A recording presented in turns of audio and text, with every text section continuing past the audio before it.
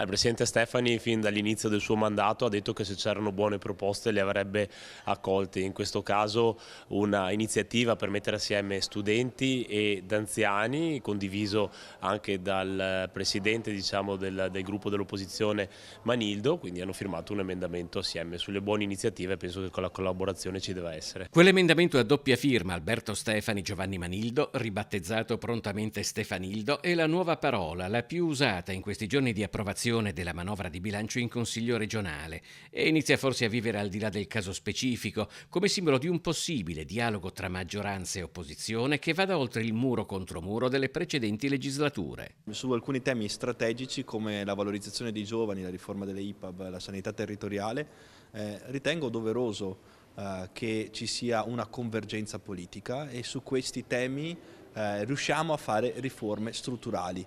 Di questo c'è bisogno e questo faremo e sinceramente se maggioranza e opposizione riescono a dialogare per il bene del territorio penso sia solo qualcosa di positivo di cui sinceramente sono felice. Io penso che temi fondanti, temi fondamentali richiedano uno sforzo comune per trovare le soluzioni migliori, ognuno partendo dalle proprie idealità e dalla propria identità e questo come nuovo corso, questa nuova centralità del Consiglio regionale mi piace molto. Se Stefanildo, l'acronimo, sta per dire il Consiglio regionale su temi fondamentali torna al centro, mi piace. Il clima è talmente cambiato che si apre anche Riccardo Szumski, autore alle ultime regionali di un ragguardevole exploit elettorale con Resistere Veneto, proprio presentandosi al di fuori dei due poli. Noi ci siamo astenuti ieri, guardate che nessuno ha colto la novità, ma non nel merito, lo ribadisco, perché c'è l'apertura a una nostra proposta fatta in aula il giorno precedente di una costituente per l'autogoverno. Cogliamo questa novità che nessuno aveva mai messo in essere così concretamente con una dichiarazione ufficiale